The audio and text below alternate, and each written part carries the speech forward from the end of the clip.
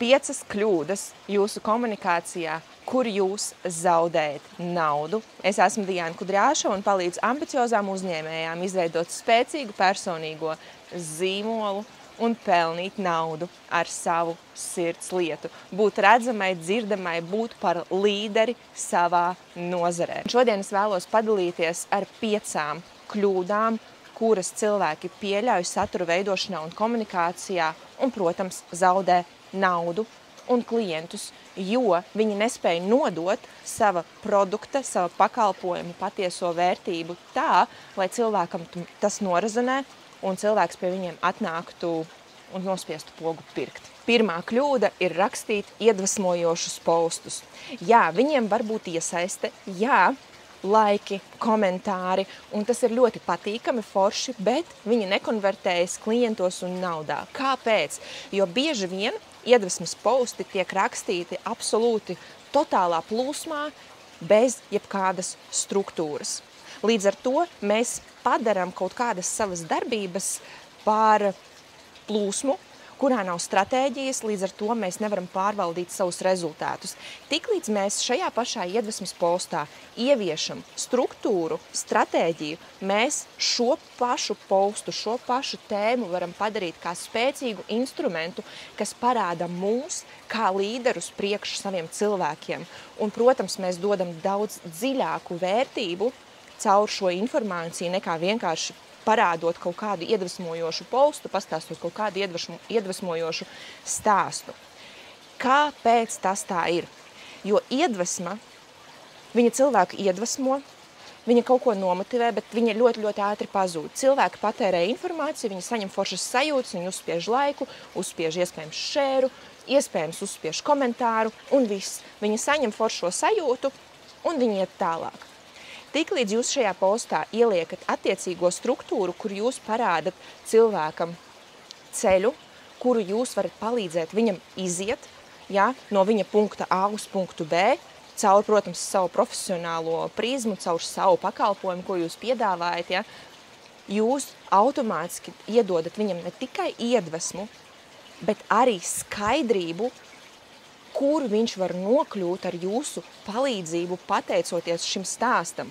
Un pats stāsts, pats iedvesmas stāsts, viņš kalpos kā uzticības veidošanas faktors, un struktūra, kas ir šajā pašā stāstā, kalpos par jūsu autoritāti, par to, ka cilvēki jūs redzēs kā pavadoni, kā līderi, kas var viņiem palīdzēt. Un šī kombinācija ir daudz, daudz spēcīgāka nekā vienkārši iedvesmojošs posts, ko jūs vienkārši plūsmā uzrakstījāt bez jebkādas stratēģijas. Un tad mēs brīnamies, kāpēc mēs nevaram atkārtot rezultātus, kāpēc mums kaut kas nesanāk un kāpēc mums liekas, ka tas, kas mums šobrīd ir kaut kāda veiksme.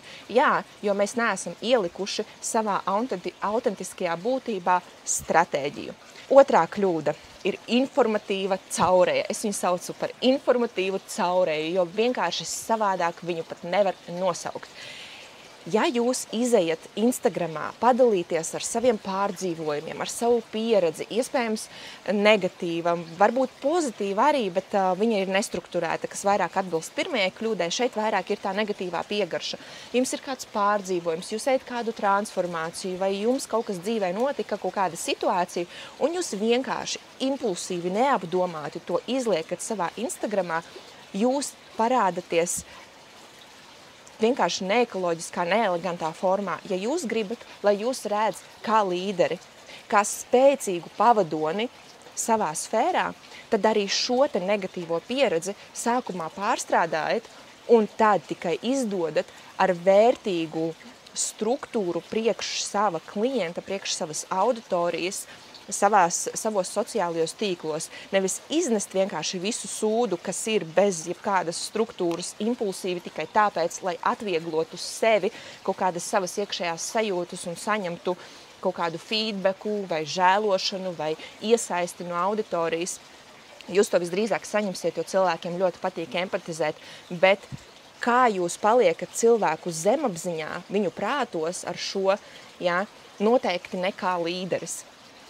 Tāpēc mēs šīs savas negatīvās pieredzes situācijas mēs pārstrādājam ar profesionāļiem, ar kočiem, psihologiem, vai arī vienkārši iedodam savu laiku un izdzīvojam to paši, lai nodotu šo pieredzi ar pievienoto vērtību no līdera pozīcijas saviem cilvēkiem. Un tad mēs saglabājam savu autoritāti, mēs saglabājam savu brendu, savu zīmolu, spēcīgu, magnētisku, kuram var uzticēties un kurš reāli pozicionē sevi atbilstoši. Jo cilvēki beigās maksā naudu tam, kuram uzticas visvairāk, kura produktu saprot visātrāk un, protams, kuru uzskata par spēcīgu pavadoni savā ceļā.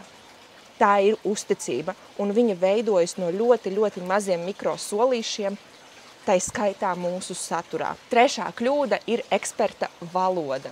Ir forši zināt visas terminoloģijas savā sfērā, bet parasti cilvēki, viņi nav tēmā, viņi jūs nesaprot, un viņu prāts ir apjucis, kad viņi dzird šīs te gudrās terminoloģijas. Tā vietā mums ir jārunā cilvēku ikdienas valodā. Mums ir jāiedziļinās tajā, kā viņi domā, un kā viņi izdzīvo savas problēmas savā dzīvē, realitātē un arī savā prātā. Un vienkāršot šos te savu terminoloģiju viņu valodā, jo tad, kad mēs runājam sava klienta ikdienas valodā, mēs paliekam skaidri, mēs paliekam empātiski priekš viņa, un, protams, ka viņš mums uzticas, jo tad, kad viņš mūs skatās un lasa, viņam ir sajūta, ak, mans Dievs, viņa runā par mani. Viņa runā par mani. Tieši tāpēc, ka jūs uzrunājat viņu vienkāršā valodā. Jūs runājat par to, ko viņš ikdienā piedzīvo, ko viņš ikdienā domā, izjūt saistībā ar savu problēmu un arī saistībā ar savu vēlamo rezultātu. Ceturtā kļūda ir trendu kopēšana. Tas ir ļoti krūts instruments, to ir vērts ieviest kaut kādus apmēram pēc mana ieskata 20% savā saturā, jo tas veicina redzamību, tas veicina atpazīstamību, bet tomēr tas nekonvertējas naudā, jo visbiežāk tie ir kaut kādi ļoti ātri vienkārši video, kurus cilvēki patērē, lai gūtu kaut kādu iedvesmu un ietu tālāk. Ja? Tam ir vieta būt, bet neuztveram to kā instrumentu, uz kuru būtu jāfokusējas. Un, diemžēl, tā ir diezgan izplatīta kļūda, ka cilvēki neražo savu autentisko saturu, bet vadās pēc trendiem, un tad brīnās, kāpēc viņiem nav īsti rezultātu. Piektā kļūda, veidojot saturu un komunicējot ar savu auditoriju, ir saplūst ar pelēko masu, jeb darīt tā, kā dara visi. Kopēt vai atkārtot vai pielāgoties tirgumu. Personīgais zīmols vienmēr veidojas uz mūsu atšķirībām, uz kā mēs izceļamies, kas ir mūsu pievienotā vērtība, mūsu neapzinātā kompetence, ar ko mēs atšķiramies no visiem tirgus speciālistiem, mūsu kolēģiem, konkurentiem, sauciet kā gribiet.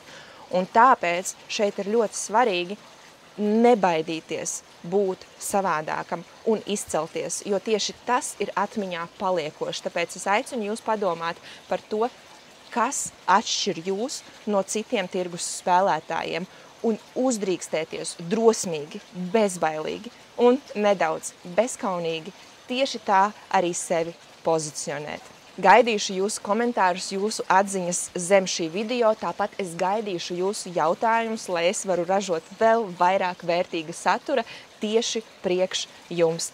Un tiekamies nākošajos video. Atā!